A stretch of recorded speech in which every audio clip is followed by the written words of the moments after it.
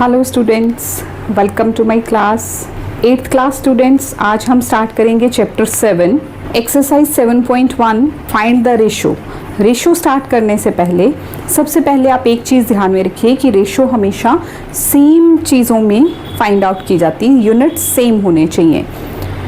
जैसे first part है speed of cycle 12 kilometres per hour to the speed of car 36 kilometres per hour. देखिए unit same है, kilometre per hour, kilometre per hour. तो इसमें आपको कुछ भी चेंजेस करने की ज़रूरत नहीं है, सीधे आप रेशो निकाल देंगे। रेशो वैसे ही जैसे आप 6th क्लास में 7th क्लास में पढ़ के आए हैं। रेशो क्या होता है? एक्चुअली एक डिवीजन होती है फ्रैक्शंस की। तो चलिए स्टार्ट करते हैं। Exercise 7.1 first, speed of cycle 12 kilometre per our, speed of car 36 kilometre per hour. तो रेशो इनकी आपको फाइंड आउट करनी है। देखिए यूनिट सेम है, किलोमीटर पर आवर, ये खत्म हो जाएगा, कैंसल आउट। तो 12 रेशो 36, यानी कि 12 जो फर्स्ट नंबर है वो न्यूमरेटर में जाएगा, सेकेंड वाला डिनोमिनेटर में आएगा। तो अब आप इनको कैंसिल कीजिए। देखिए 12 1 ज़ा 12 3 ज़ा, तो रेशो क्या आ जाएगी? फ्रैक्शन पहले क्या आई? 1/3। तो रेशो क्या आएगी? 1/3। 1 जो न्यूमरेटर है वो फर्स्ट, डिनोमिनेटर सेकेंड, तो 1/3। Second part is 10 metres to 10 kilometres. अब देखिए ये मीटर है, ये किलोमीटर है। मीटर और किलोमीटर दोनों डिफरेंट यूनिट हैं, दोनों लेंथ के यूनिट हैं, बट एक छोटा यूनिट है, एक बड़ा यूनिट है, यूनिट सेम नहीं है। तो या तो आप इन दोनों को किलोमीटर्स बना लीजिए या मीटर्स बना लीजिए। तो आप इसको किलोमीटर को मीटर में कन्वर्ट कर लीजिए, कैलकुलेशंस इजी होंगे। 10 metres to 10 kilometres, 10 metres to 10 kilometres. 10 kilometres को पहले मीटर में ले आइए। 1 kilometre is equal to 1000 metres. तो 10 किलोमीटर कितना होगा? 10 इंटू 1000 करेंगे, 10,000 मीटर्स। अब रेशो किसकी हो गई? 10 मीटर रेशो 10,000 मीटर्स। तो 10/10,000, देखिए मीटर मीटर सेम है, ये कैंसल आउट हो जाएगा। तो 10/10,000, एक एक ज़ीरो, ये देखिए हम 10 1 ज़ा और ये 10, या सीधे आप ज़ीरो भी कट कर सकते हैं। तो 1/1000, 1/1000 means 1/1000। Third part is 1.5 metres to 10 centimetres. अब ये मीटर है, ये सेंटीमीटर है। तो कोशिश हमेशा क्या रहनी चाहिए कि जो बिगर यूनिट है उसी को स्मॉलर यूनिट में कन्वर्ट किया जाए। रीज़न क्या है कि अगर आप छोटे यूनिट को बड़े यूनिट में लेके जाएंगे, जैसे सेंटीमीटर से मीटर में जाएंगे, तो वहाँ डिवीजन होगी, पॉइंट लगेगा, कैलकुलेशंस टफ होंगे। तो हमेशा बड़े वाले यूनिट को चेंज करो छोटे वाले यूनिट में, वहाँ मल्टीप्लाई होना है, तो it will be easy. This is third part, 1.5 meter to 10 centimetres. तो पहले 1.5 मीटर्स, देखिए 1 मीटर किसके बराबर होता है? 1 metre is equal to 100 centimetres, ये आप जानते हैं। तो 1.5 metres is equal to 1.5 into 100 centimetre. एक पॉइंट ये यहाँ ऐसे देखिए 1.5 पॉइंट हटाएंगे, नीचे आएगा 10 इंटू 100। तो ये क्या हो जाएगा? ये और ये कैंसिल, 15 इंटू 10 150। तो हमारे पास आ गया 150 सेंटीमीटर्स। अब रेशो किस में हो गई? 150 centimetre ratio 10 centimetre. Unit same हो गया, यहाँ यूनिट देखिए कैंसिल हो जाएगा। 150 जो फर्स्ट नंबर है वो हमेशा ऊपर लिखा जाएगा, सेकेंड वाला डिनोमिनेटर में जाएगा। तो ये 0 0 कैंसिल, 15/1 मतलब 15/1। Fourth part, this is 1 hour to 300 seconds, 1 hour to 300 seconds, 1 hour to 300 seconds। पहले आवर्स को सेकेंड्स में चेंज करेंगे, क्योंकि यूनिट सेम नहीं है तो यूनिट सेम बनाना पड़ेगा। देखिए 1 आवर में कितने मिनट्स होते हैं? 60 मिनट्स, और 60 मिनट से जब सेकेंड में जाएंगे तो इंटू 60 हो जाएगा। तो 1 आवर में कितने सेकेंड्स होते हैं? 3600 सेकेंड्स। रीज़न कि पहले हम 60 करेंगे इंटू, फिर 60 करेंगे इंटू, एक मीटर मिनट्स के लिए, फिर सेकेंड्स के लिए। तो ये आ गया 3600 सेकेंड्स। अब रेशो क्या आएगी? 3600 seconds to 300 seconds, seconds cancel हो जाएंगे। 3600 अपॉन 300, 2 zeros कैंसिल आउट हो जाएंगी। और ये देखिए 3 1 ज़ा 3 12 ज़ा, तो इट इज़ 12/1 मतलब 12/1। This is the answer. Next, fifth part, it is 80 पैसा to ₹4। देखिए यहाँ पैसा है, यहाँ रुपीज़ है, तो अगेन हमें रेशो सेम करनी होगी। लुक 80 पैसा to ₹4। पहले आप चेंज कीजिए ₹4 को, 1 रुपी इज इक्वल टू कितने होते हैं 100 पैसा, तो 4 रुपीज़ किसके बराबर आ जाएंगे 400 पैसा, तो रेशो क्या हो जाएगी 80 पैसा, रेशो 400 पैसा, तो रेशो है तो 80/400, 0 and 0 cancel out, 8 1s are 8, 5s are 40, तो दिस इज 1/5, 1:5 आ जाएगी यहाँ। 6th part, it is 200 grams to 8 kg। आपने नोटिस किया होगा मैथड सब में सेम है, बस टर्म्स अलग अलग हैं, कैलकुलेशन अलग आ रहा है, रूल एक ही है सबके लिए। 200 grams to 8 kgs। अब kg को पहले हम ग्राम में कन्वर्ट करेंगे। This is the 200 grams to 8 kgs, this is the question. Ratio दी हुई है 8 kg किसके बराबर आएगा 1 kg is equal to 1000 grams, तो 8 into 1000 8000 grams आ गए। अब रेशो क्या बन गई 200 grams to 8000 grams, 8 into 1000 8000 grams आए थे, तो यहाँ 8000 ग्राम सेम यूनिट है, 200 अपॉन 8000, 2 zeros कैंसल आउट हो जाएंगी। देखिए 2 1s are 2 40s are, तो इट इज़ 1/40 यानी कि 1:40 आ जाएगा। अब सोचिए अगर आप यहाँ पे इसको चेंज नहीं करते 200 रेशो 8 कर देते हैं तो आंसर गलत होगा, क्योंकि ये पहला रूल है कि रेशो जो है हमेशा सेम यूनिट में जाती है, तो आपने बस इस चीज़ का बहुत ध्यान रखना है। Question number 2, out of 20 students in a class 50% of the students are good in science. एक क्लास है 20 स्टूडेंट्स की, उसमें से 50% स्टूडेंट्स जो हैं वो गुड इन साइंस हैं, तो find the number of students who are good in science. Number of students वो पता करने हैं जो साइंस में गुड हैं। टोटल स्टूडेंट्स कितने हैं 20 given in the question. Good in science percentage दी हुई है 50%, तो number of students good in science 50% of 20, इसका 50%, तो वैसे तो ये ऑरली भी हमें पता चलता है क्योंकि टोटल परसेंट 100 होता है, तो 50% मतलब हाफ, तो 50% ऑफ 20 50% हटाएंगे तो नीचे 100 लगेगा। ये रूल है, जब भी परसेंटेज हटेगी नीचे डिनोमिनेटर में 100 लगेगा। ऑफ का मतलब मल्टीप्लाई 20, तो 0 0 0 एंड 0 ये कैंसिल हो जाएंगी। 5 2s are 10 स्टूडेंट्स जो हैं they are good in science. Question number 3, 35% of 40 students are good in statistics. How many students are not good in stats?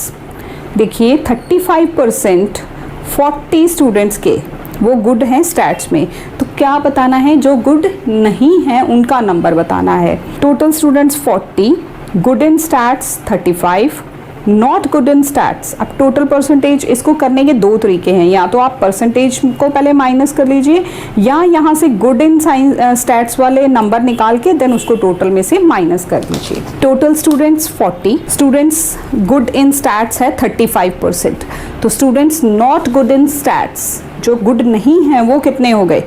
Total percentage क्या होती है 100 में से 35 को माइनस कर दो, पीछे कितना रह गया परसेंटेज 65।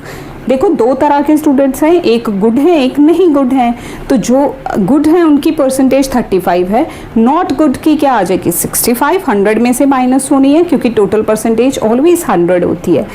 तो number of students not good in stats that is 65% of 40, total students 40 हैं, तो 65/100 इंटू 40, ये देखो ये 0 और 0 कैंसिल हो गई। 2 से 2 5s are 10, 2 2s are 4, 5 13s are 65, तो 13 स्टूडेंट्स जो हैं they are good not good in stats.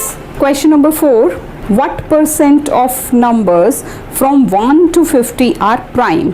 1 से 50 के बीच में जितने भी प्राइम नंबर्स आते हैं पहले आप उनको काउंट करेंगे, फिर आप उनकी परसेंटेज निकालेंगे। देखिए पहले हम प्राइम नंबर्स लिखते हैं। Prime numbers between 1 to 50 are 2 3 5 7 11 13 17 19 23 29 31 37 41 43 and 47, these are the prime numbers. अब रिकॉल कीजिए पहले कि प्राइम नंबर्स होते क्या थे। प्राइम नंबर्स क्या हैं numbers which are divisible by 1 and itself only। अगर सिंपल लैंग्वेज में बोलें तो जो सिर्फ 1 और अपने आप के टेबल में आते हैं, किसी और टेबल में वो नंबर्स आपको दिखाई नहीं देंगे, they are called as the prime numbers. 1 को छोड़ दिया जाता है क्योंकि 1 ना प्राइम है ना कॉम्पोजिट है। तो प्राइम नंबर्स का नंबर कितना है, काउंट कीजिए, दिस इज 15। तो टोटल नंबर्स हमारे पास कितने हैं, 1 से 50, टोटल नंबर 50 हो गए। तो परसेंटेज ऑफ प्राइम नंबर्स, जो प्राइम नंबर्स हैं उनका नंबर 15 है ओवर टोटल इंटू 100। आप देखो 51 ज़ा 52 ज़ा, तो 15 2 ज़ा 30% जो हैं वो प्राइम नंबर्स हैं 1 से लेके 50 तक। Question number 5, convert the following ratios to percentage.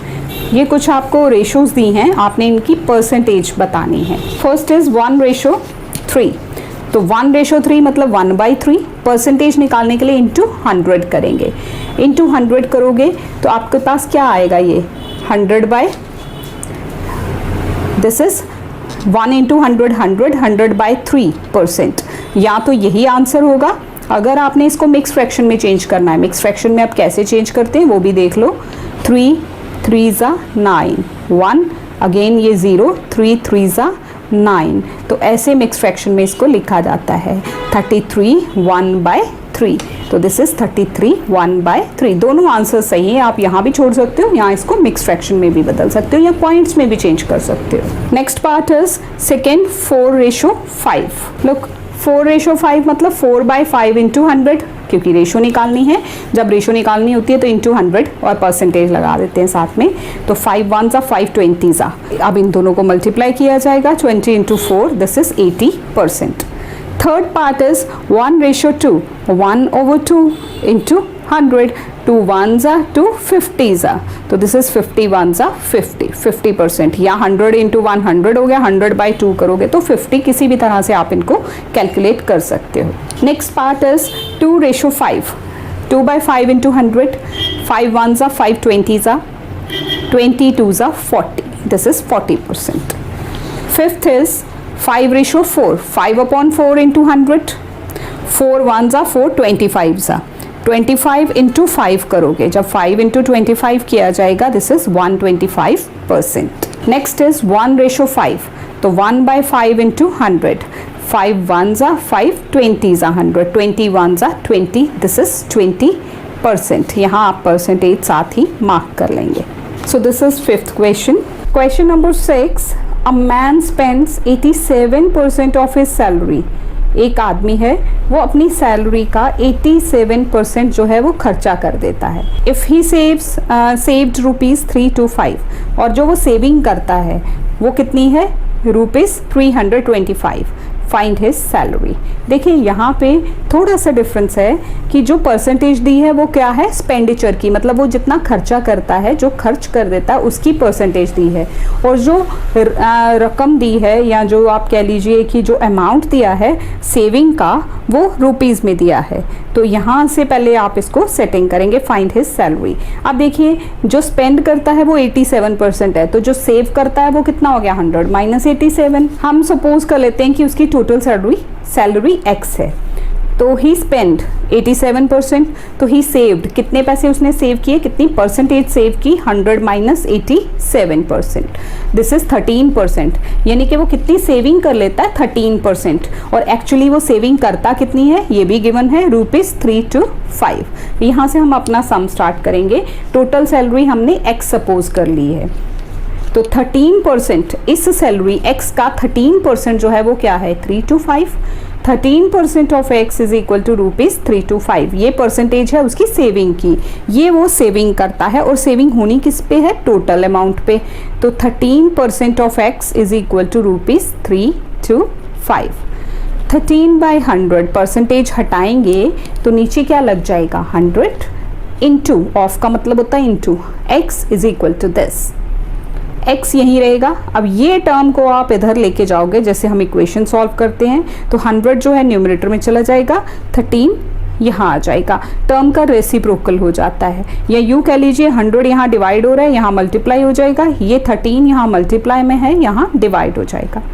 13 1 ज़ा 13 25 ज़ा, तो x is equal to 25 into 100 2500। तो उसकी टोटल सैलरी जो है दैट इज़ ₹2500, जिसमें से वो 325 रुपीज़ बचा लेता है। ठीक है, ये कोई बहुत पुराने ज़माने की बात होगी जहाँ सैलरी 2500 हो रही है और उसमें से भी वो सेविंग्स कर रहा है।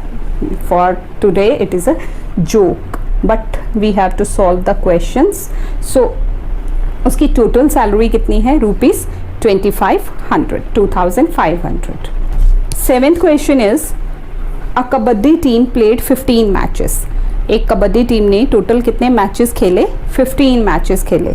उसमें से उसने 60% मैच जो है वो जीत लिए। How many matches did they loss? Total matches कितने हैं? 15, उसमें से 60% वो जीत जाते हैं, तो हारे कितने हैं? 100 - 60 यानी कि 40% वो हार जाते हैं। तो आपको बताना है कि नंबर में बताना है, परसेंटेज नहीं बतानी, नंबर बताना है कि कितने मैचेस उन्होंने हार दिए। Total matches played 15, percentage of matches one 60%, तो परसेंटेज ऑफ मैचेस लॉस्ट 100 - 60 यानी कि 40% हो गए। अब नंबर ऑफ मैचेस निकालना है, तो 40% ऑफ 15, परसेंटेज हमेशा टोटल पे ही कैलकुलेट की जाती है नंबर निकालने के लिए। 40, ये परसेंटेज हटाएंगे नीचे 100, ऑफ का मतलब मल्टीप्लाई इनटू 15, कैंसिल करेंगे। देखिए ये 0 और ये 0 पहले कैंसिल हो गई। 5 3 ज़ा 15, 5 2 ज़ा 10, 2 2 ज़ा 4, तो 3 2 ज़ा, ये 3 बच गया और ये 2, 3 2 ज़ा 6 मैचेस जो हैं वो लॉस किए उन्हें। तो हमारे निकालना क्या था? नंबर ऑफ मैचेस लॉस्ट, ये आंसर हो गया 6 matches. This is the answer.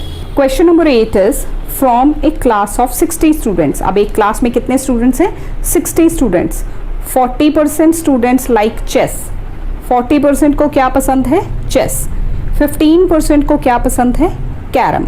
And remaining students like other games, और जो बाकी बच गए उनको बाकी सारी गेम्स पसंद हैं।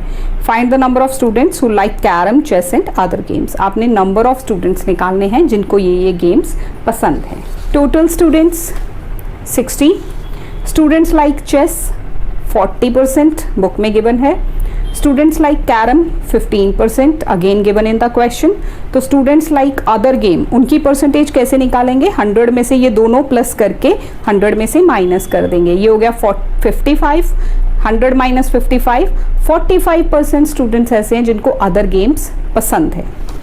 तो अब इनका नंबर निकालना है। Number of students like carrom, carrom कितने को पसंद है? देखिए कैरम की परसेंटेज क्या है? 15, तो 15% ऑफ 60 यानी कि 15/100 इंटू 60।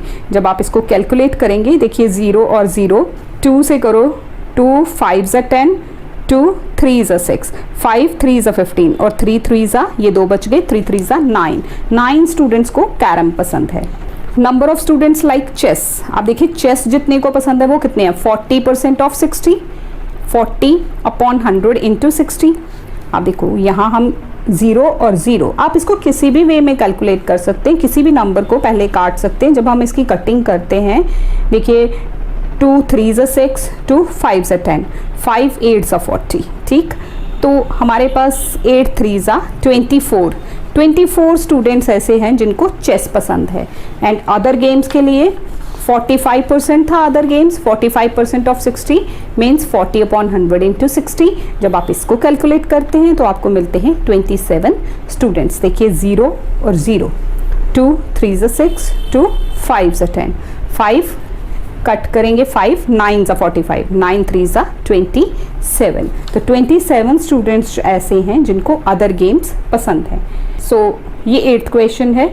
इसका क्वेश्चन का आंसर जो है हमारे बैक आंसर से मैच नहीं करता, but I have calculated it so many times, यही आंसर्स आते हैं। आप भी इसको केयरफुली स्टडी कीजिए। नेक्स्ट है 9th मल्टीपल चॉइस क्वेश्चंस। अब MCQs, MCQs जो हैं वो नाम के MCQs होते हैं, सारा आपने उनको सॉल्व करना होता है। First is the ratio of 6 kilometre to 600 metres. किस किस की रेशियो है? 6 किलोमीटर्स टू 600 मीटर्स। पहले किलोमीटर को मीटर में चेंज करो, किलोमीटर को मीटर में यूनिट सेम होना चाहिए ना, जैसे हमने फर्स्ट क्वेश्चन में किया था। तो ये आ जाएगा 6000 मीटर्स, क्योंकि 1 किलोमीटर में 1000 मीटर्स होते हैं। तो 6000 डिवाइडेड बाय 600, जब आप इसको कैंसिल करेंगे तो 2 ज़ीरोज़ पहले, ये 6 1s are 6, 10s are, this is 10:1, तो B is the right option, 10:1। Percentage of 3:4, तो इसको आप कैसे लिखोगे, 3/4 into 100, 4 1s are 4, 25s are 25 into 3, this is 75%। A is the right option. Ratio of 200 पैसास टू ₹3, देखिए 200 पैसास और ₹3, रेशो 3 रुपीज़ में कितने होते हैं, 300 पैसा, तो 200 अपॉन 300 करोगे, 0 0 cancel, 2/3, 2/3, A is the right option. Fourth part, there are 48 girls out of 80 students, एक क्लास में 80 स्टूडेंट्स है, उसमें से 48 जो हैं वो गर्ल्स हैं, तो परसेंटेज ऑफ गर्ल्स निकालनी है, कैसे आएगी, 48 अपॉन 80 इंटू 100, 0 एंड 0 ये कैंसिल हो गया। उसके बाद हम इसको कैंसिल करेंगे, 2 5s are 2 4s are 4, 12, 12 5s are 12 into 5 60, तो D है यहाँ पे, यहाँ थोड़ा मिसप्रिंट था, तो D is the right option, this is 60%। हो सकता है आपकी बुक में यहाँ मिसप्रिंटिंग ना हो, आपने बस अपने आंसर को टैली करके टिक कर देना। Conversion of 3:5 into percent, 3 upon 5 into 100, 5 1s are 5, 20s are, तो 23s कितना हो गया, 60, C is the right option, this is 60%, 60% इसका आंसर आता है। So this is all about exercise 7.1। Exercise 7.2 chapter 7 comparing quantities. इस एक्सरसाइज में आपको SP, CP और प्रॉफिट लॉस इस तरह के क्वेश्चंस आएंगे, मार्क्ड प्राइस, सेल, डिस्काउंट, इस तरह के सम्स आपको सॉल्व करने हैं। तो डिस्काउंट के ज़्यादा हैं। आप पहले ये चीज़ समझिए कि डिस्काउंट होता क्या है। आप शॉपकीपर के पास जाते हो, उसने किसी आर्टिकल के ऊपर 100 रुपीज़ लिख के रखा है, तो आप वो कहता है जी 20% डिस्काउंट मिलेगा। 20% डिस्काउंट मतलब पर सेंट, मतलब सेंट होता है 100, हर 100 रुपीज़ पे 20 रुपीज़ लेस मिलेंगे। तो अगर उस आर्टिकल पे 100 रुपीज़ मार्क्ड हैं, तो आप 20 रुपीज़ उसको लेस दोगे, तो क्या दोगे उसको, 100 माइनस 20, यानी कि मार्क्ड प्राइस में से डिस्काउंट को हमेशा माइनस किया जाता है। और अगर टैक्सेस होते हैं वो प्लस होते हैं, डिस्काउंट्स जो हैं वो माइनस होते हैं। Let us see question number 1, exercise 7.2, first question, an article marked at ₹1920। एक आर्टिकल पे मार्क्ड प्राइस क्या लगाया है, क्या लिखा है उसके ऊपर, 1920 रुपीज़ का वो मार्क्ड है, और उसको बेचा जाता है ₹1840 पे, सोल्ड फॉर दिस। मार्क्ड ये था, बेचते वक्त उसको इस प्राइस पे बेचा गया, तो देखिए फ़र्क है ना मार्क्ड एंड सोल्ड प्राइस में, सेलिंग प्राइस में। तो आप इसको क्या करोगे, यहाँ आपको सामने दिख रहा है कि उसने प्रॉफिट नहीं लिया, उल्टा डिस्काउंट दिया है। तो what is the discount and the discount percent. Discount क्या होता है, marked price minus selling price. Selling price और मार्क्ड प्राइस को आप जब माइनस करेंगे तब आपको डिस्काउंट मिलेगा, और डिस्काउंट परसेंट होता है, उसका फॉर्मूला होता है discount over marked price into 100। Late us start it. Exercise 7.2 first है, मार्क्ड प्राइस कितना था, ₹1920। सेलिंग प्राइस, जिस प्राइस पे उसने बेचा वो क्या था, ₹1840। तो डिस्काउंट क्या आ जाएगा, discount is equal to marked price minus selling price. Marked price में से सेलिंग प्राइस को आप माइनस करेंगे, तो 1920 में से 1840 को आप माइनस करेंगे।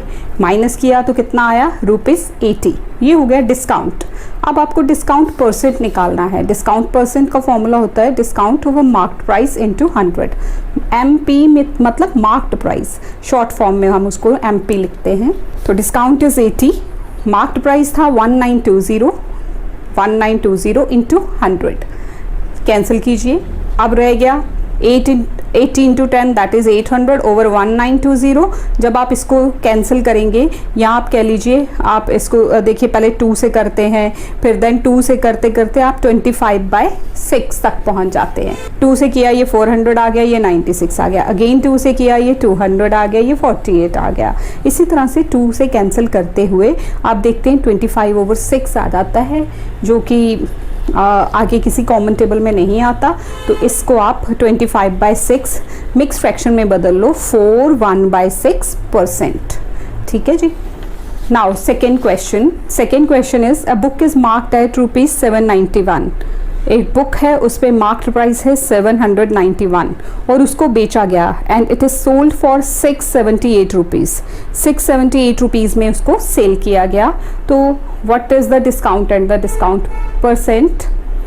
फर्स्ट क्वेश्चन की तरह सेम क्वेश्चन है। This is marked price 791, selling price 678, discount marked price minus selling price, आपने इनको माइनस किया तो आपके पास क्या आ गया? दिस इज 113 माइनस करके 791 माइनस 678। जब आप इनको माइनस करोगे तो यू विल गेट 113। अब डिस्काउंट परसेंट क्या होगा? Discount over marked price into 100। Discount कितना आया है? 113। मार्क्ड प्राइस कितना है? 791 इंटू 100। अब आप इसको जब सॉल्व करोगे, आप इसको कैसे सॉल्व करोगे? देखो 11300 अपॉन 791, इसको आप सीधे डिवाइड कर सकते हो, तो इट विल गिव यू 14.29%। सो ये हो गया डिस्काउंट और ये हो गया discount percent. Question number 3, list price. List price और मार्क्ड प्राइस एक ही चीज़ होती है। List price, marked price of A bag is ₹220। एक बैग है, उसके ऊपर मार्क्ड प्राइस का सेकेंड नेम लिस्ट प्राइस कितना है? वो 220। अब उसके ऊपर डिस्काउंट है 15% का। शॉपकीपर ने 15% का डिस्काउंट अनाउंस किया है, तो what is the sale price? Let us do it. Marked price of bag ₹220, discount 15%, तो सेल प्राइस आपको फाइंड आउट करना है, यानी कि सेलिंग प्राइस किस पॉइंट पे, किस प्राइस पे वो बेच रहा है। डिस्काउंट कितना है? 15%, और डिस्काउंट हमेशा किस पे मिलता है? मार्क्ड प्राइस पे। तो 15% ऑफ 220, 15% ऑफ 220 रुपीज़ का 15% पहले निकालो, तो 15/100 इंटू 220। जब आप इसको सॉल्व करेंगे इट विल गिव यू ₹33। देखिए 2 से 2 11 ज़ा, 2 5 ज़ा, 5 1 ज़ा 5, 3 ज़ा, 3 इंटू 11 33। अब सेलिंग प्राइस क्या होगा? Marked price minus discount. तो ये जो डिस्काउंट आया है इसको मार्क्ड प्राइस से माइनस कीजिए, you will gate ₹187। So this is the sale price. ये उसकी बेचने की प्राइस है, डिस्काउंट 15% देने के बाद। Question number 4 is the marked price of A ceiling fan is ₹720। During off season it is sold for ₹this।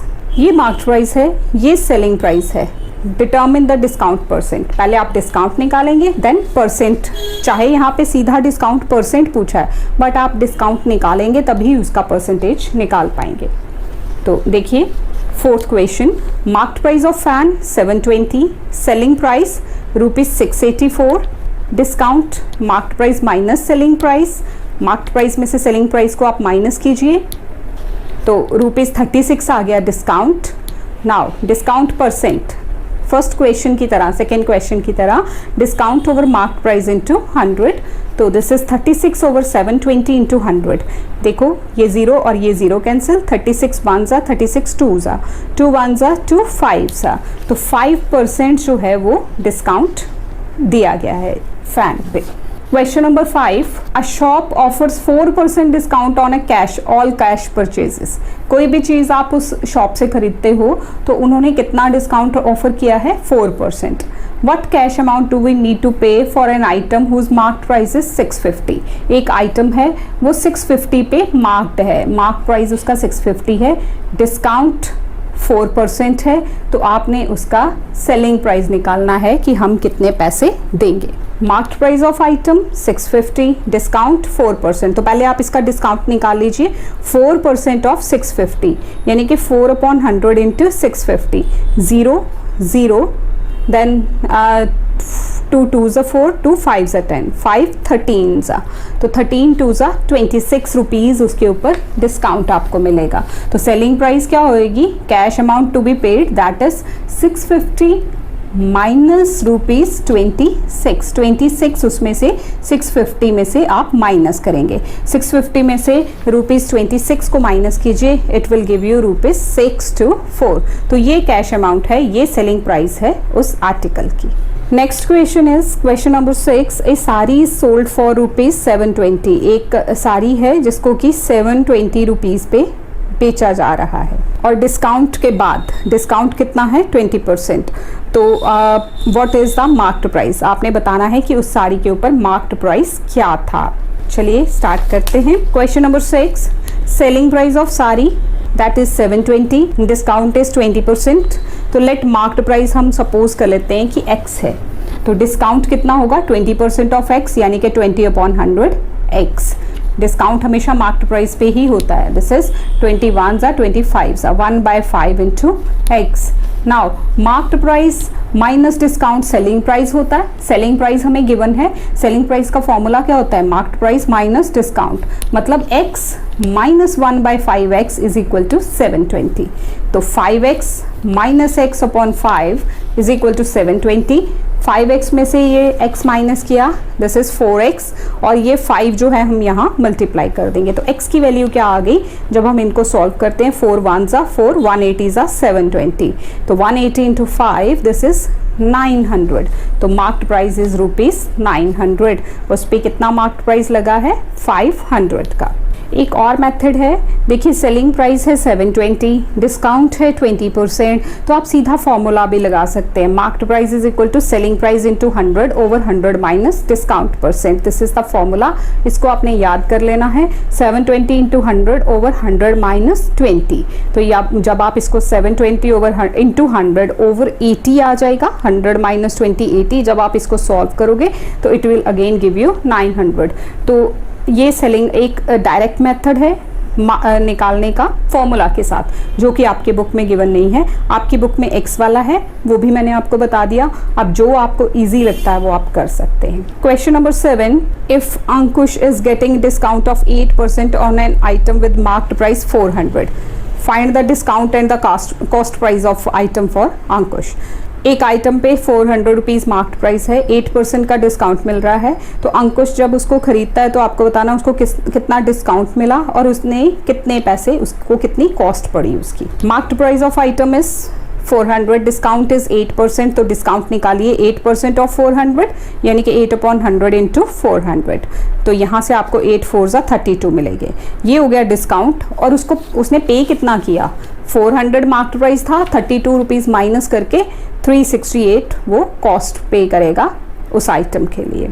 Question number 8, Rachna is getting discount of 10%, 15% and 20% on 3 books each with marked price ₹100। हर एक book की marked price 100 है, उसको एक book पे 10% मिल रहा है, दूसरे पे 15% मिल रहा है, तीसरे पे 20% मिल रहा है।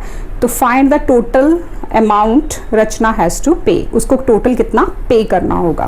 आप देखिए marked price of one each book 100 है, पहले पे उसको डिस्काउंट कितना है 10%, तो 10% ऑफ 100 यानी कि 10 रुपीज़ डिस्काउंट मिलेगा, तो सेलिंग प्राइस कितना हो गया 90। फिर सेकेंड बुक पे उसको कितना डिस्काउंट मिलना है 15% ऑफ 100, यानी कि 15/100 इंटू 100, उसको ₹15 मिलना है, तो selling price of second book क्या हो गया 100 माइनस 15 85। थर्ड बुक पे उसको कितना डिस्काउंट है 20% का, तो 20/100 इंटू 100 यानी कि ₹20 का डिस्काउंट है, तो selling price of third book कितनी होगी 100 माइनस 20 दैट इज 80। तो टोटल अमाउंट उसको कितना पे करना है 90 85 एंड 80, तो 90 85 एंड 80 दिस इज 255 रुपीज़ उसको पे करने हैं। Come to 9th question. 9th is multiple choice. देखिए discount is calculated on, discount हमेशा किस पे कैलकुलेट किया जाता, अभी हमने इतने सारे क्वेश्चंस किए, it is always calculated on marked price.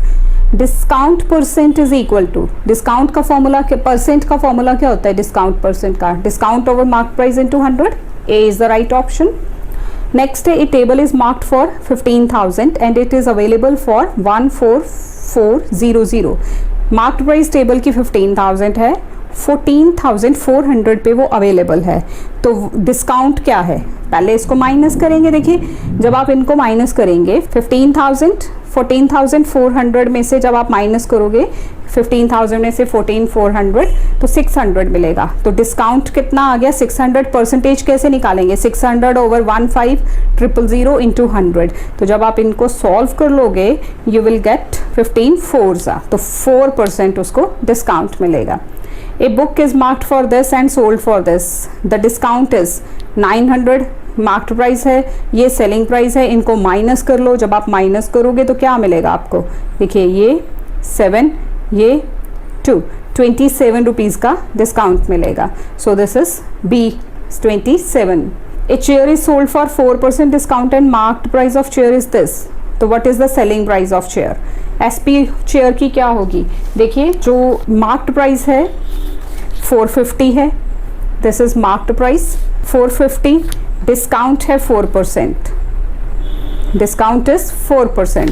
तो what is the selling price, SP क्या आएगी, marked price 100 minus discount percent over 100, this is the direct formula 450 into 96 upon 100, 5 2s 5 9s 2 1s 48, 48 into 9 करेंगे 432 rupees आएगा। तो 432 this is the right option. 4% discount है इस पे, पहले आप डिस्काउंट निकाल लेंगे फिर डिस्काउंट को माइनस कर देंगे तो वो भी आ जाएगा। 4% ऑफ 450 निकाल लो, वो कितना आएगा 18, फिर 450 में से 18 माइनस कर दो 432 रुपीज़ आ जाएगा। सो this is all about exercise 7.2। I hope you have got it. Chapter 7 comparing quantities की एक्सरसाइज 7.3, इसमें ओनली 2 क्वेश्चंस हैं, डिस्काउंट से ही रिलेटेड हैं, बट इसमें आपको एस्टिमेट करनी है value. If let your bill in a shop is rupees 598.80, 598.80 आपका बिल बना, उसके ऊपर आपको डिस्काउंट मिल गया 20% का, यानी कि ये हो गया जो आपको बिल बना है, बट आपको पे क्या करना है, 20% डिस्काउंट निकालने के बाद जो बचती अमाउंट है वो पे करनी है। तो estimate your bill amount, bill amount is 598.80। अब एस्टिमेट करना है तो इसको राउंड ऑफ कीजिए, इट इज़ नियरेस्ट टू 598। अगर हम राउंड ऑफ करें तो किसके नियरेस्ट है, 600 के। डिस्काउंट 20% मिल रहा है, तो डिस्काउंट कितना हो गया 20% ऑफ 600, यानी कि 20 अपॉन 100 इंटू 600। कैंसिल करोगे ₹120 जो है वो डिस्काउंट हो गया, डिस्काउंट इज ₹120। तो एस्टिमेटेड अमाउंट जो उसको पे करना है वो क्या है, 600 जो एस्टिमेट किया था उसमें से डिस्काउंट की रुपीज़ माइनस कर दो, ₹480 उसको पे करने हैं। Question number 2 is estimate the bill amount if bill is ₹378 and the shopkeeper gives a discount of 15%। आपको एस्टिमेट करना है बिल बना है 378 का और डिस्काउंट कितना मिल रहा है 15%, यानी कि ये जो अमाउंट है इसके ऊपर 15% का डिस्काउंट दे के माइनस करके देन यू हैव टू पे। तो देखिए बिल अमाउंट कितना है, bill is equal to ₹378, it is nearest to 380, nearest हो गया इसका जब हमने राउंड ऑफ किया 378, नियरेस्ट टेंस पे राउंड ऑफ करेंगे दिस इज 380। डिस्काउंट 15%, तो डिस्काउंट कितना आ जाएगा 15% ऑफ ₹380, यानी कि 15 अपॉन 100 इंटू 380। यहाँ से जब हम इसको कैलकुलेट करेंगे 19 और ये 3 57, यानी कि डिस्काउंट आपको मिल गया 57% का। तो estimated amount is equal to 380 minus ₹57, this is 323। This is the answer of second question. Exercise 7.4, Chapter 7. First question is the cost of a TV set in a showroom is ₹36,500. The sale tax is 8%. Find the bill amount. अब देखिए जैसे पीछे हमने discount discuss किया था तो मैंने बताया था कि डिस्काउंट जो है वो माइनस होता है और सेल टैक्स जो है वो प्लस होता है। आप कोई भी चीज़ लेने जाते हैं, टैक्सेबल चीज़ें होती हैं जो, तो उन पे एक टैक्स अमाउंट लगता है और वो आपको एक्स्ट्रा उसमें पे करना होता है। तो जिस तरह से डिस्काउंट जो है मार्क्ड प्राइस पे निकाला जाता है और माइनस होता है, उसी तरह से टैक्स जो है वो भी कॉस्ट प्राइस पे निकाला जाता है, बट वो माइनस नहीं होता, वो प्लस होता है, उसमें हमें वो एक्स्ट्रा देना होता है। जैसे ये टीवी की कॉस्ट है तो टैक्स उसका 8% हमें एक्स्ट्रा और देना है, तो इसका 8% निकाल के इसी में ऐड करना है। First answer, cost of TV set is 36,500 given in the book.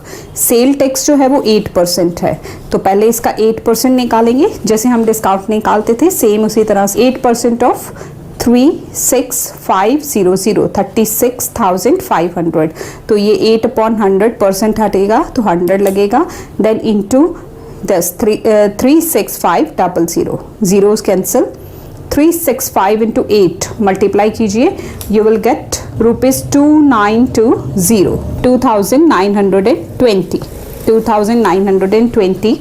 ये हो गया सेल टैक्स जो कि हमें ये एक्स्ट्रा देना है।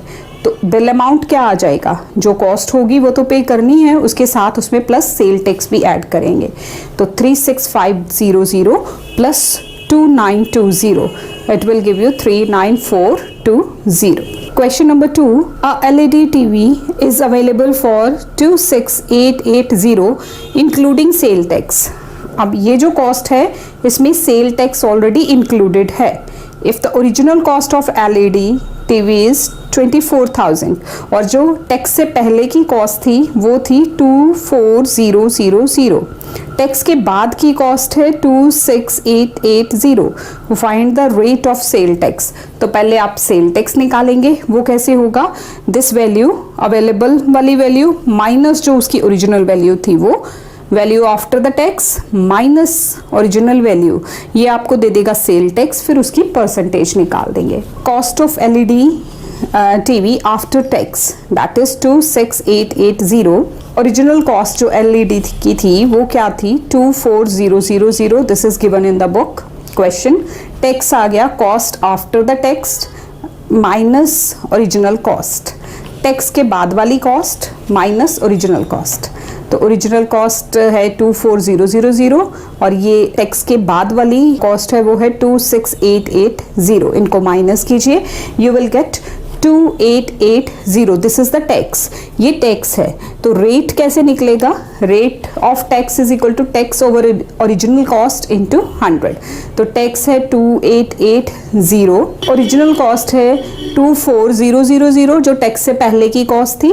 देखिए 3 zeros कैंसिल हो गई और इसको हम जब सॉल्व करेंगे 24 1s 24 12s, तो दिस इज 12%। जो हमारा टैक्स परसेंट है, रेट ऑफ टैक्स है, दैट इज 12%।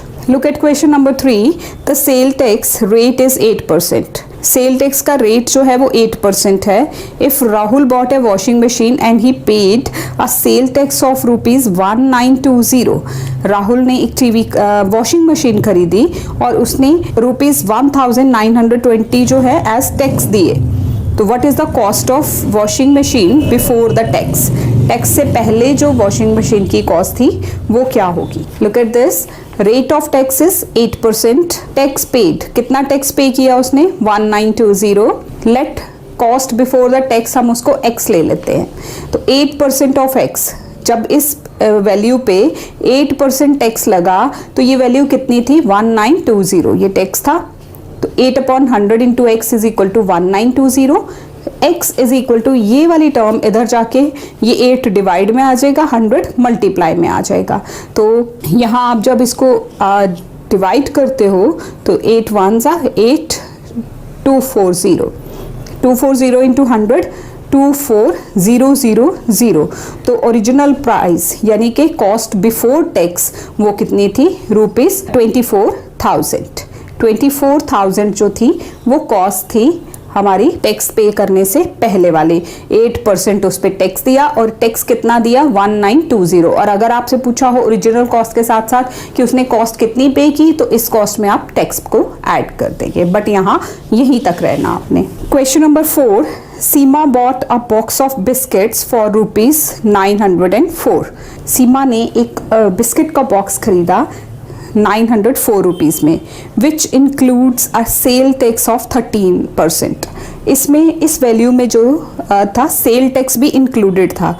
ये सेल टैक्स के बाद की वैल्यू है और टैक्स की परसेंटेज क्या है 13%। तो what is the price of biscuit box without the sale tax. Sale tax से पहले जो कॉस्ट थी बिस्किट्स की वो आपने निकालनी है। Look at answer 4, cost of biscuits with tax ₹904, tax कितना था 13%। तो let cost of biscuits before the tax is x। 13% of x पहले निकाल लीजिए, 13/100 इंटू x आ जाएगा। ये आ गया उसका टैक्स। अब ये वैल्यू और टैक्स की वैल्यू को ऐड करो तो हमारे पास 904 आना चाहिए। x plus 13/100x is equal to 904। यहाँ LCM लेते हैं 100, तो यहाँ 1 है, 100x plus 13x upon 100 is equal to 904। तो 113/100x इज इक्वल टू 904। तो x is equal to 904 into 100 over 113। तो इसको जब कैंसिल करते हैं 113 1 सा और 8 सा, 800 रुपीज़ जो है वो कॉस्ट आ गई बिफोर द टैक्स, जब टैक्स के बाद की वैल्यू 904 है और टैक्स के पहले की वैल्यू ₹800 है। कॉस्ट ऑफ बिस्किट्स लिख लो आप पूरा, biscuits before tax is equal to ₹800। Question number 5, the cost of pair of shoes at a shop is ₹440। एक शॉप पे पेयर ऑफ शूज है, उसकी कॉस्ट है ₹440 और सेल टैक्स कितना है 5%। तो फाइंड कीजिए बिल अमाउंट, यानी कि टैक्स के बाद कितना बिल देना होगा। सिंपली फर्स्ट क्वेश्चन जैसा क्वेश्चन है ये। Cost of pair of shoes 440, tax कितना है 5%। तो टैक्स वैसे कितना हो जाएगा 5% ऑफ 440 निकाल लीजिए। इसको आप सॉल्व करेंगे, 2 से कैंसिल होगा, ये 5 1 सा 5 2 सा 10, 2 22 और ये 0 0 ऑलरेडी कैंसिल होगी। दिस इज 22 रुपीज़ ऊपर से एक्स्ट्रा टैक्स देना होगा। तो बिल अमाउंट कितना आएगा 440 प्लस ₹22, दिस इज 462। ये अमाउंट हमें देना होगा आफ्टर द टैक्स। नेक्स्ट है multiple choice questions. 6th question, first one is sale tax on an item is 5% and the marked price is 200। तो 5% ऑफ 200 निकालिए, 5/100 दिस इज 10 आ जाएगा। तो दिस इज 10, टैक्स जो है वो 10 रुपीज़ हो जाएगा। If the sale tax of 15% is left on shoes marked at 2000 rupees marked हैं और उस पर टैक्स कितना है 15% है। तो find the price after sale tax is added. पहले 15% ऑफ 2000 निकालो, वो जब कैलकुलेट करोगे तो 300 आएगा। 300 इसमें ऐड करोगे तो 2000 plus 300 2300। C is the right value. A book after adding sale tax at 10% is sold at ₹165। 165 पे एक बुक जो है वो सेल की जाती है और उसमें 10% टैक्स भी इंक्लूडेड है। What was it's price before the tax, उस टैक्स से पहले उसका प्राइस क्या था। तो देखिए हम रख लेते हैं x, 10% ऑफ x निकालेंगे तो वो कितना आएगा 1/10x। इसमें x में ऐड करो, सॉल्व करो तो यू विल गेट 150। x जो है वो 150 होगा यहाँ, यानी कि सेल टैक्स से पहले की वैल्यू 150 थी। एक cricket bat with list price मतलब मार्क्ड प्राइस ये है, उसको सेल किया जाता है 8% टैक्स के साथ। तो उसकी सेलिंग प्राइस बताओ। पहले 8% निकालिए 5000 का, 8/100 इंटू 5000 दिस इज 400। तो 5000 उसकी मार्क्ड प्राइस है 400, टैक्स लग गया तो 400 यानी कि 5400। D is the right option. This is all about this exercise 7.4। Students, अगर आपको कोई भी प्रॉब्लम कहीं पे भी कुछ भी समझ नहीं आता तो आप कमेंट बॉक्स में हमें कमेंट कर सकते हैं। We will try to solve out your problems as soon as possible. Exercise 7.5 chapter 7 first question is, अब इस एक्सरसाइज में हमें सिंपल इंटरेस्ट कैलकुलेट करना है। सिंपल इंटरेस्ट, अब इंटरेस्ट आप समझते हैं, कोई भी चीज़ हम किसी को कोई मनी अमाउंट देते हैं तो हम उसके साथ उससे कुछ एक पर्टिकुलर अमाउंट साथ में एक्स्ट्रा लेते हैं जब वापसी पे, तो that is called as the simple interest.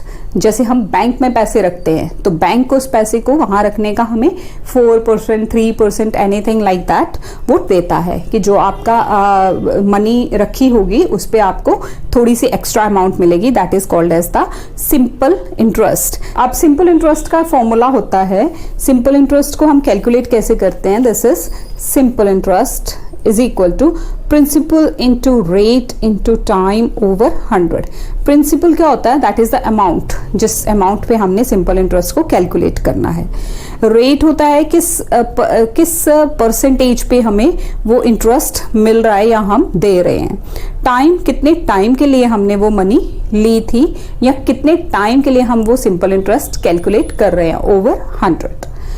तो बाकी के फॉर्मूलाज भी यहीं से हम डिराइव करते हैं। जैसे सिंपल इंटरेस्ट है, अगर सपोज हमें इंटरेस्ट ऑलरेडी दिया हुआ है, हमें पूछा जाता है कि टाइम निकालिए, तो टाइम क्या आएगा, ये देखिए ये टी यहीं रहेगा, सिंपल इंटरेस्ट ये क्रॉस करेगा, तो सिंपल इंटरेस्ट इंटू 100 ओवर ये जो टी आपको चाहिए तो टी यही, टाइम यही रखिए, प्रिंसिपल और रेट को इसके नीचे ले जाइए। इसी तरह से अगर आपको पी चाहिए, प्रिंसिपल चाहिए, तो simple interest into 100 over R into T होगा।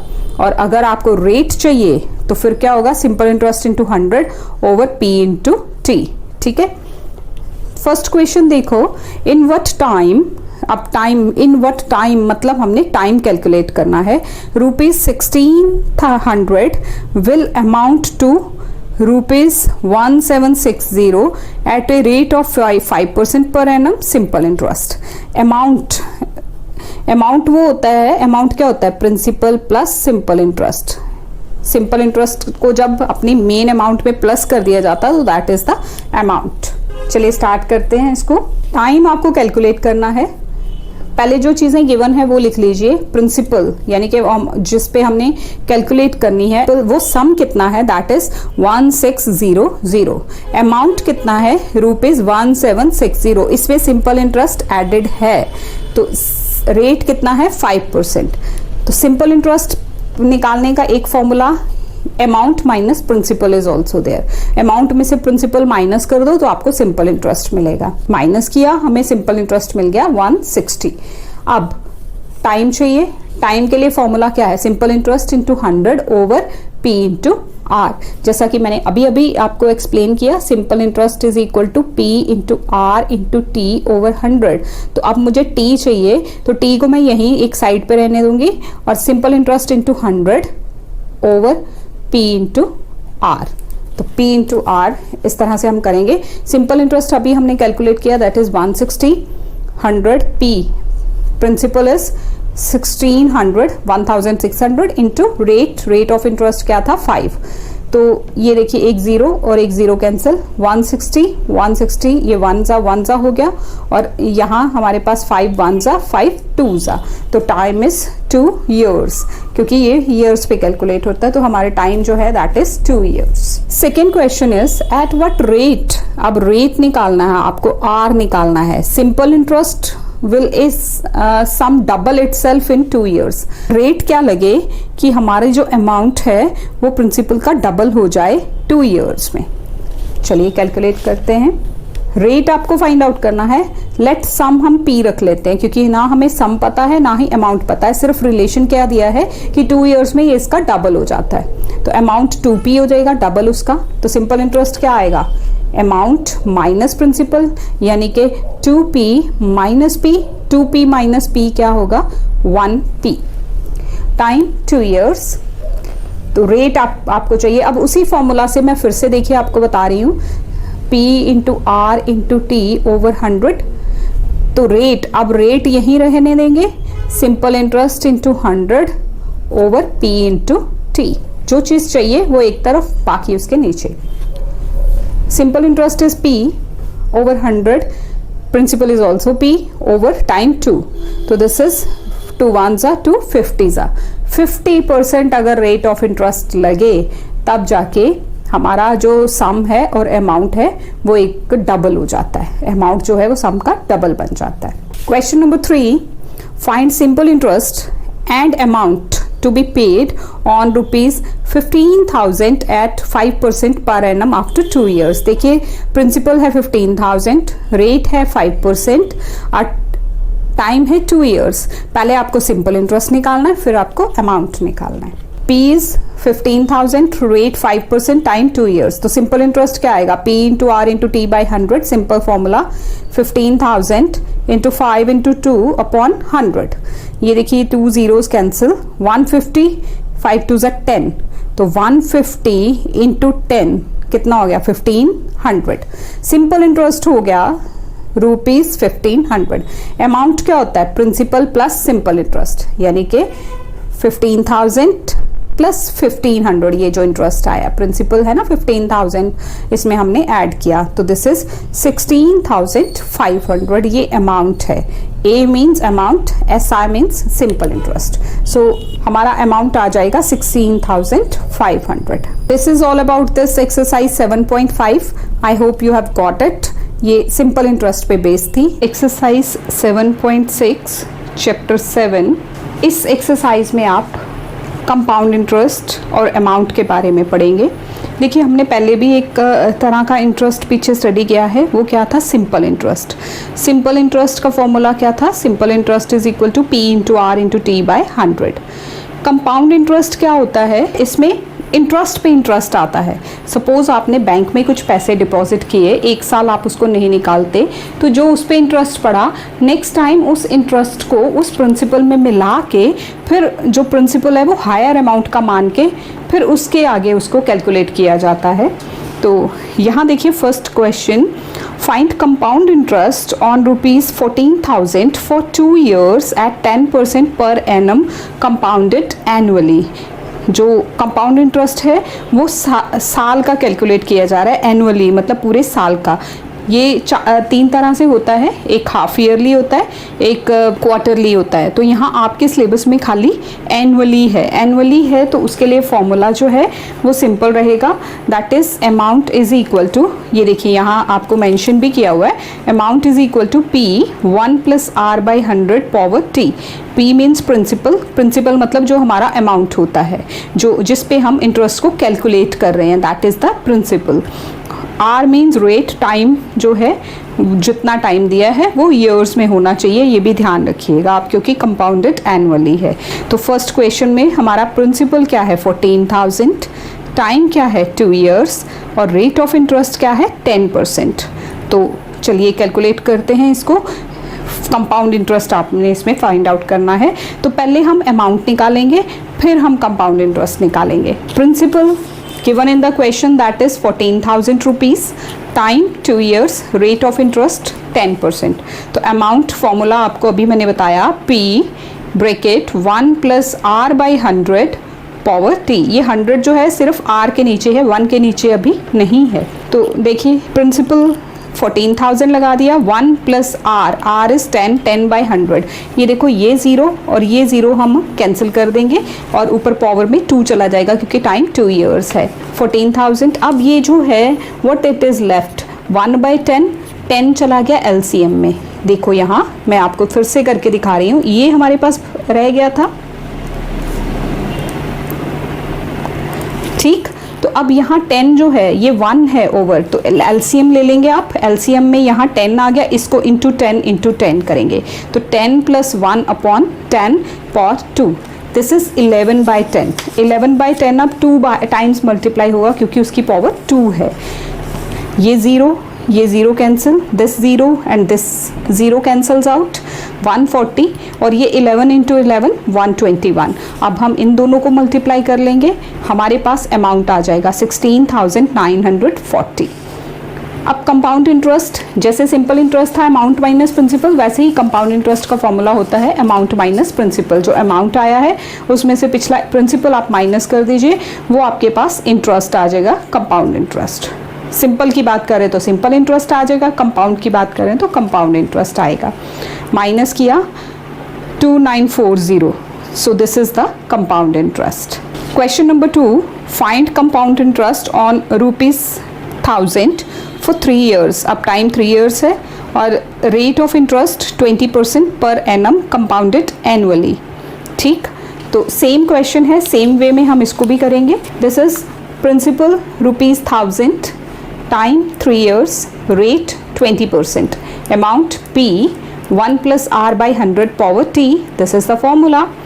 पी की जगह उसकी वैल्यू लगा दीजिए, आर की भी वैल्यू और ओवर 100 और टी की जगह 3 लगा दिया। दिस इज, ये देखिए 21 सा 25 सा, हम इसको कैंसिल कर सकते हैं ना, तो ये आ गया 1/5। अब 5 एलसीएम में लेंगे, जैसे कि हमने पिछले क्वेश्चन में भी लिया था। 5 आ गया एलसीएम, यहाँ 5 + 1 पावर 3, तो ये हो गया 5 + 1, दिस इज 6/5। अब 3 बार है तो हम इसको 3 टाइम्स लिखेंगे, 1000 × 6/5 × 6/5 × 6/5। 3 क्यों लिखे, 3 बार क्यों लिखा, क्योंकि यहाँ पावर कितनी है, 3 है। चलिए अब हम इसको देखेंगे, ये कैंसिल कर सकते हैं। 5 1 ज़ा 5 200 ज़ा, फिर से 5 1 ज़ा 5 40 ज़ा, 5 1 ज़ा 5 8 ज़ा, दिस इज 8 × 6 6 36 × 6। जब आप इन सबको मल्टीप्लाई कर लेंगे तो आपको मिलेगा 1728, ये आ जाएगा ना। 8 6 48 48 × 36, जब आप इसको मल्टीप्लाई करेंगे आपको मिलेगा 1728। तो कंपाउंड इंटरेस्ट क्या आएगा, अमाउंट माइनस प्रिंसिपल, 1728 माइनस 1000, तो ₹728 is the compound interest. Question number 3, here are some MCQs। Simple interest क्या होता है, पिछली एक्सरसाइज में आपने पढ़ा, simple interest is equal to P × R × T/100। तो ऑप्शंस हैं यहाँ पे आपके पास दिए हुए, क्या लगाया आपने, R × T, तो R × T, B is the right option. Now second, simple interest on ₹2000 for time 1 year and 10% per annum. तो सिंपल इंटरेस्ट का फॉर्मूला क्या था, P × R × T/100, P × R × T upon 100। इसको कैलकुलेट कीजिए, ये देखिए ये zeros टू कैंसिल, 20 × 10 200, तो B is the right option. Compound interest is equal to amount minus principal, अभी हमने पिछले क्वेश्चंस में भी पढ़ा, so D is the right option. And formula for calculating the amount when compounded annually, compound interest जब हो तो उस केस में अमाउंट का फॉर्मूला क्या है, amount is equal to P 1 + R/100 power T, C is the right option. And in case of simple interest and compound interest for a period more than 1 year, जब compound interest और simple interest की हम comparing करते हैं तो याद रखिए 1 साल से ज़्यादा का अगर टाइम हो जाए, 1 साल में तो सेम ही रहेगा, 1 साल से ज़्यादा जब टाइम हो जाएगा तो compound interest is always greater than simple interest. क्यों, क्योंकि उस केस में प्रिंसिपल बढ़ता जाएगा हर साल। So B is the right option. This is all about exercise 7.6. I hope you have got it. This is exercise 7.7, chapter 7, comparing quantities. So first question is, the value of a machine depreciates at the rate of 10% per annum. अब students आप depreciate का मतलब समझिए, depreciate क्या होता है, price का कम होना। सपोज आपने कोई स्कूटर लिया या आपने कोई भी 2 व्हीलर 4 व्हीलर कोई भी गाड़ी ली, आप आज उसको ले रहे हो सपोज 2 लाख में या 3 लाख में, तो क्या जब आप 1 साल के बाद उसको सेल करने जाओगे तो आपको सेम प्राइस मिलेगा, नहीं ना, उसका प्राइस आपको कम मिलेगा क्योंकि वो पुरानी हो चुकी है, आपने उसको यूज़ किया हुआ है। तो that is called the depreciation of the price, कि आपने ख़रीदा 3 लाख में, हो सकता है बेचते टाइम आपको 2,20,000 या 2,30,000 मिले, तो इस केस में डेप्रिसिएशन होगी, प्राइस जो है वो कम हो गया। जबकि हमने जो इंटरेस्ट वगैरह अभी पिछली एक्सरसाइजेज में पढ़े हैं वहाँ पे वैल्यू इंक्रीज होती है, यहाँ वैल्यू डिक्रीज होती है स्टार्टिंग वैल्यू से। तो फर्स्ट क्वेश्चन है, the value of a machine depreciates at the rate of 10% per annum. हर साल उसका मशीन का रेट जो है वो 10% लेस हो जाता है, 10% कम हो जाता है। If it's present value is 10 lakh, what will be it's value after 2 years. Also find the depreciation. आपने फाइंड आउट करना है कि 10 लाख उसकी प्रेजेंट वैल्यू है, तो 2 साल के बाद उसकी क्या वैल्यू रह जाएगी, जबकि रेट ऑफ डेप्रिसिएशन 10% है, यानी कि टाइम 2 ईयर्स है। और डेप्रिसिएशन हुई कितनी, प्राइस कम हुई कितनी, वो निकालना है। 2 कैलकुलेशंस हैं इसमें। Look at this, present value of machine is ₹10 lakh, rate of depreciation given है 10%, वैल्यू आफ्टर 2 ईयर्स। अब फॉर्मूला वही है, वो जो अमाउंट वाला फॉर्मूला हमने पढ़ा था वो क्या था कि जो मेन वैल्यू है वो बाहर into 1 plus R by 100 power में टाइम, ठीक है। तो यहाँ भी वही लगाएंगे, मेन वैल्यू ये 1 माइनस, अब वहाँ प्लस था, यहाँ डेप्रिसिएशन है। आप याद रखिए जहाँ पे भी प्राइस कम होना होगा ना जिस भी आर्टिकल का, बीच में माइनस आएगा, प्लस नहीं आएगा। तो दिस इज माइनस रेट कितना है 10/100 पावर 2, टाइम 2 ईयर्स है। तो यहाँ हम इसको कैलकुलेट करेंगे। देखिए 0 और 0 कैंसिल, 1/10 रह गया, एलसीएम ले लिया, दिस इज 10 माइनस 1 9 हो गया। तो 9/10 इंटू 9/10 क्योंकि पावर 2 है, ये इस तरह से हो जाएगा ना, 10 लाख 9/10 पावर 2। तो अब इसको हम खोल के लिख देंगे, ये जीरोस 2 कैंसिल हो जाएंगी, 9 9 81, 81 को जब हम इसके साथ मल्टीप्लाई करेंगे तो ये आ जाएगी हमारी उस मशीन की वैल्यू 8,10,000 आफ्टर 2 ईयर्स। 2 साल के बाद उस मशीन की यही वैल्यू रह जाएगी। अब कितनी वैल्यू कम हो गई, डेप्रिसिएट कितना हुआ, डेप्रिसिएशन क्या है, that is starting value minus value after 2 years. तो जो स्टार्टिंग वैल्यू थी वो क्या थी 10 लाख्स, उसमें से हमने 8,10,000 माइनस कर देने हैं, तो you will gate 1,90,000। Question number 2, the cost of a plot is 6,40,000। अब प्लॉट का वैल्यू जो है वो आप जानते हैं कि अगर आप आज खरीदते हैं तो जिस तरह से प्रॉपर्टी जो है वो इंक्रीज करती है, तो कई बार कम भी हो सकता है, बट मोस्टली प्रॉपर्टी प्राइस जो है वो हाइक पे ही जाते हैं, इंक्रीज ही होते हैं। तो the cost of a plot is 6,40,000, it increases at the rate of 5% of its previous value. हर साल उसकी वैल्यू जो है उसकी प्रीवियस वैल्यू से 5% बढ़ जाती है। तो what will be it's value after 2 year, 2 साल के बाद उसकी वैल्यू क्या होगी। अब यहाँ प्लॉट की वैल्यू जो है वो इंक्रीज होनी है, तो इसलिए उसी फॉर्मूला में हमने बीच में प्लस का साइन लगाना है। देखिए cost price of plot 6,40,000, rate of increase per year 5%, तो 2 साल के बाद उसकी क्या प्राइस होगी, price after 2 years, this is 6,40,000 into 1 plus, अब यहाँ डेप्रिसिएशन नहीं है, इंक्रीज है। अगर डेप्रिसिएशन होती तो हम कम करते, अगर बोला होता कि प्लॉट जो है ऐसी जगह पे है जहाँ पे प्रॉपर्टी का रेट बढ़ा नहीं उल्टा कम हो गया, तो उस केस में हमने माइनस लगाना था। अब यहाँ इंक्रीज हो रहा है, तो this is 1 plus R by 100, rate कितना है 5/100 पावर 2, टाइम इज 2 ईयर्स। तो देखो कैंसिल भी कर सकते थे, बट मैंने जीरोस क्यों रखी, क्योंकि यहाँ पे भी जीरोस हैं तो हम उनको सीधा कैंसिल करेंगे। दिस इज 100 प्लस 5, एलसीएम ले लिया, 105 2, तो इसको 2 बार लिख लिया, 1 2 3 4 जीरोस हमने कैंसिल कर दिए।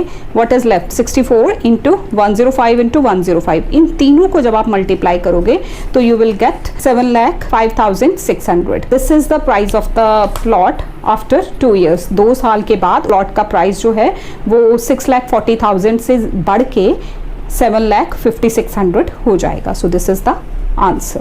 Question number 3, a person purchased a second hand bike for ₹16,000। एक बंदा है उसने बाइक खरीदी सेकेंड हैंड, कितने में खरीदी 16,000 में।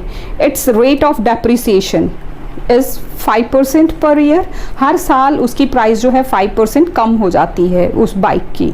तो find its value after 2 years. Same formula, बीच में माइनस आएगा, जब इंक्रीज है तो प्लस, डिक्रीज है तो माइनस। खरीदने की प्राइस क्या थी बाइक की, purchase price of bike is 16,000, rate of depreciation per year 5%, ये आपको क्वेश्चन में गिवन है। Value after 2 years, this is 16,000, 1 minus 5/100, क्यों माइनस लगाया, क्योंकि डेप्रिसिएशन है, power 2। So 5 1s are 5 20s are, LCM लिया, 20 माइनस 1 हो गए 19, 19/20 इंटू 19/20, 2 टाइम्स लिख लिया। देखो ये जीरो कैंसिल हो गई, 160 रह गया, 2 से किया 80, फिर इस 2 से किया 40 इंटू 19 इंटू 19। जब आप इनको मल्टीप्लाई कर लोगे तो आपको मिलेगा 14,440, ये प्राइस रह जाएगी उसकी ₹10 आफ्टर 2 ईयर्स। उस बाइक की प्राइस 2 साल के बाद 16,000 में खरीदी थी, डेप्रिसिएट होके ये वैल्यू रह जाएगी। This is the answer. Next question number 4, the cost of LED TV was 16,000 during 2018। 2018 में LED टीवी का कॉस्ट जो थी वो 16,000 थी। नेक्स्ट ईयर 2019 में the price was hiked by 5%। 2019 में प्राइस जो है 5% बढ़ गया। और उसके बाद 2020 में इन द नेक्स्ट ईयर 2020 में the cost was reduce to 4%। उसके अगले साल 4% कम हो गया। तो what is the cost of LED in 2020? 2020 में उसकी क्या कॉस्ट थी? पहले साल इंक्रीज हुआ है 5%, दूसरे साल डिक्रीज हुआ है 4%। Price of LED TV in 2018 16,000 rupees. Rate of increase 5%। तो प्राइस जो 2019 में कितना हो गया? 16,000। 1 प्लस आर इज 5% और 100 पावर 1 है क्योंकि 1 ईयर की बात हो रही, तो 1 हो तो लिखने की जरूरत नहीं है। अब ये एलसीएम लोगे तो 105 अपॉन 100 आ जाएगा। 2 zeros ये कैंसिल हो गई। 160 इंटू 105 मल्टीप्लाई करो 160 को 105 से, आपको मिलेगा 16,800। ये प्राइस हो गया था 2019 में। अब 2020 में 4% रिडक्शन आ गई। रिडक्शन मतलब कम होना, रिड्यूस, डिक्रीज, डेप्रिसिएशन, ये कम होने के लिए ये वर्ड्स यूज़ किए जाते हैं। तो rate of reduction in 2020 this is 4%। तो अब प्राइस कितना हो जाएगा? अब 2019 में ये प्राइस था, ये लेंगे यहाँ 1 माइनस 4/100 क्योंकि 4% जो है वो रेट ऑफ रिडक्शन है तो माइनस लगाया। 100 एलसीएम में जाएगा, 100 minus 4 96/100। 0 and 0 cancels out and 168 into 96 करोगे तो रुपीज़ 16,128 ये प्राइस रह जाएगी उसकी इन 2020। 19 में इंक्रीज, 220 में डिक्रीज, बट 220 के लिए हमने ये प्राइस नहीं लेना, ये वाला प्राइस लेना है। ठीक है, इसके ऊपर 4% डिक्रीज हो रहा है। So this is the answer. Question number 5. Population of a town is this: 1,50,000. The annual birth rate is 5%. हर साल जो नए मेंबर्स पैदा होते हैं वो कितने हैं? 5%. एंड मोर्टेलिटी मतलब डेथ रेट क्या है? 3%. 5% लोग पैदा होते हैं और 3% उनकी डेथ भी हो जाती है।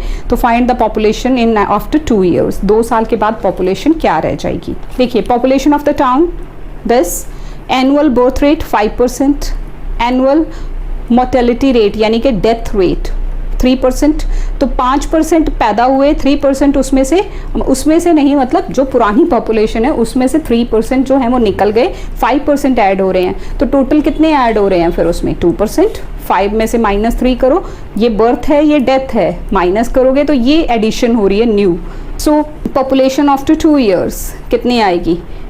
1,50,000 इंटू, अब पॉपुलेशन जो है 2% इंक्रीज हो रही है क्योंकि डेथ जो है 3% की हो रही है, 5% जुड़ रहे हैं साथ में। तो 1 + 2/100 पावर 2, तो यहाँ आप इसको लगा देंगे, यू विल गेट 1,56,060 मेंबर्स जो हैं ये हो जाएंगे आफ्टर 2 years। पॉपुलेशन जो है वो इतनी हो जाएगी 1,56,060। This is the population after 2 years. So this is all about this exercise. I hope you have got it. This is exercise 7.8 chapter 7 comparing quantities. इस exercise में हमारे पास MCQs हैं। MCQs करने से पहले मैं चाहूँगी कि इसके पीछे जो फाइनेंशियल अवेयरनेस करके एक स्टोरी दी हुई है आप वो ज़रूर पढ़ें। देखिए, ये देखिए फाइनेंशियल अवेयरनेस, इस स्टोरी में सारा इस चीज़ के बारे में बताया हुआ है। ये स्टोरी सी दी हुई है बट इसका क्रक्स क्या है, सार क्या है स्टोरी का, कि इसमें जीएसटी के बारे में एक्सप्लेन किया हुआ है कि किस तरह से टैक्सेस लगते हैं। जीएसटी कब स्टार्ट हुआ? 1 जुलाई 2017 को ये स्टार्ट हुआ और ये 101th amendment of the constitution of India है। जीएसटी रिप्लेस्ड द, इसमें जो पुराने टैक्स स्लैब्स थे, टैक्स था उसको रिप्लेस किया गया और नई टैक्स स्लैब्स जो है अप्लाई की गई। अब जो जीएसटी के अंदर 5 डिफरेंट टाइप की टैक्स स्लैब्स आते हैं। 0% मतलब कोई टैक्स नहीं, 5%, 12%, 18% एंड 28%। तो रिसेंटली जो है फूड आइटम्स को भी 5% टैक्स के अंडर चार्ज किया गया है। ये आप ज़रूर पढ़िए, I will recommend this to you, this is very informative. तो अब हम स्टार्ट करते हैं 7.8 multiple choice questions. GST stands for, ये उसी पैराग्राफ में हमारे पास गिवन है कि जीएसटी क्या है? Goods and service tax. So C is the right option, goods and service tax. GST is effected in India from 1st July 2017. How many different tax slabs are there in GST? There are different 5 tax slabs in GST, that are 0%, 5%, 12%, 18% and 28%. कुछ चीज़ें हैं 0% में आती हैं, यानी कि उनके ऊपर कोई GST नहीं है, कुछ 5%, कुछ 12%, कुछ 18 एंड कुछ लग्जरी आइटम्स हैं वो 28% में भी आती हैं. Which of the following is not a tax slab under GST? GST में 0% है, 5% भी है, 12 भी है, 6% कोई slab नहीं है. So B is the right option. Which amendment of the Constitution is related to GST? अभी मैंने पीछे पैराग्राफ में पढ़ के बताया, this is 101 जो है, this is amendment.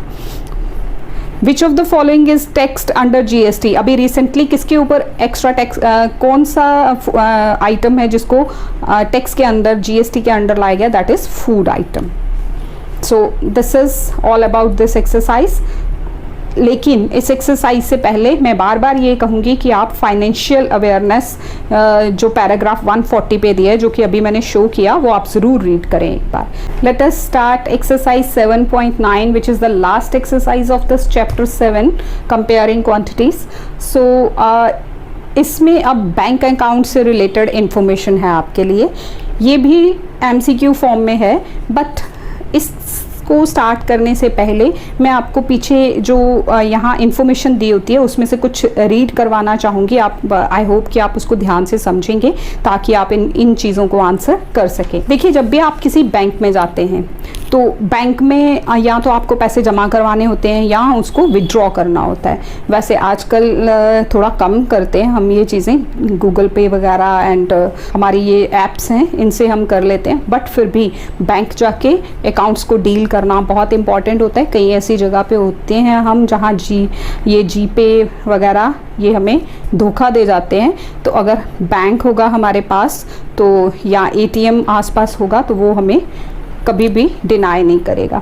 So bank जाके अगर आपको डिपॉजिट करने हैं पैसे, तो आप कौन सी स्लिप फिल करोगे? डिपॉजिट स्लिप, जो कि ये होती है. ठीक है, इस स्लिप को फिल करना भी आपको आना चाहिए.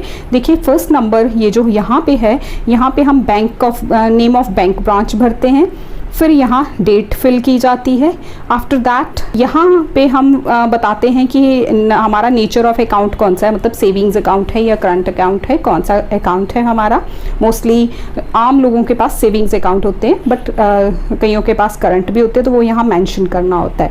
उसके बाद ये जो 4th नंबर है, यहाँ पे हम करते हैं अकाउंट होल्डर्स नेम भी, जिसके नाम पे अकाउंट है उसका नाम यहाँ फिल किया जाता है, यहाँ अकाउंट नंबर फिल किया जाता है. उसके बाद ये जो पोर्शन है, यहाँ पे हम दिखाते हैं कि हमारे 500 के कितने नोट्स हैं, 100 के कितने नोट्स हैं. इस तरह से जैसे 500 के 2 नोट्स आप दे रहे हो, 100 के 3 दे रहे हो, जो भी टोटल अमाउंट दे रहे हो, यहाँ टोटल अमाउंट लिखी जाती है. फिर यहाँ सिग्नेचर्स किए जाते हैं. तो ये सिग्नेचर्स हैं, यहाँ टोटल अमाउंट लिखी जाती है और यहाँ अमाउंट इन इंग्लिश में उसको लिखा जाता है. जैसे आप 10,000 रुपीज़ कर रहे हो तो यहाँ आप 10,000 मेंशन करोगे. So this is the deposit slip. उसके बाद अगर आपको बैंक से पैसे बाहर निकालने हैं, आपको चाहिए, तो फिर आप विड्रॉल स्लिप फिल करते हो. So this is the bank withdrawal slip. Bank withdrawal slip में यहाँ डेट फिल की जाती है. ठीक है जी, यहाँ अमाउंट जो आपने लेना है, जितने पैसे आप निकाल रहे हो 2,000 3,000 वो फिल करते हैं. यहाँ उसका अमाउंट यहाँ इंग्लिश में लिखा जाता है, यहाँ उसको फिगर्स में लिखा जाता है. आफ्टर दैट यहाँ आपका अकाउंट नंबर आता है. उसके बाद आप यहाँ साइन करते हैं, यहाँ इनिशियल्स डालते हैं, मतलब जो आपने सिग्नेचर किए हैं, और यहाँ फुल नेम लिखा जाता है. तो ये फिल आप करके आप इसको देते हो तो वो आपको मनी वापस करते हैं. तो चलिए, अब इन चीज़ों को ध्यान में रखते हुए फिर मैंने जैसे मेंशन किया कि ATM में भी आप जाते हो तो वहाँ से भी आप पैसे निकालते हो. तो ये भी एक मोड है बैंक से पैसे विड्रॉ करवाने का. Now come to exercise 7.9. आप एक बार इस पूरे पैराग्राफ को, पूरी डिटेल को ज़रूर पढ़िएगा. When an account is opened in 2 names, जब एक ही अकाउंट 2 लोगों के नाम पे इकट्ठे 2 लोग मिलके खोलते हैं तो उसको क्या बोलते हैं? Joint account. For taking cash out of a bank, जब आपने कैश लेना है बैंक से तो आप कौन सी स्लिप फिल करोगे? विड्रॉल स्लिप, जिसके बारे में मैंने अभी डिटेल में आपको बताया।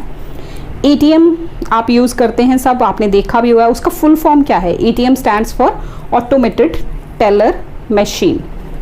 पिन स्टैंड्स फॉर, कभी कभी आपके फ़ोन पे आता ना पिन, भी आप कुछ भी ट्रांजैक्शन करते हो, जैसे कोई भी बैंक टू फ़ोन से आप बैंक टू बैंक कर रहे हैं ट्रांजैक्शन, तो उसमें पिन आता है।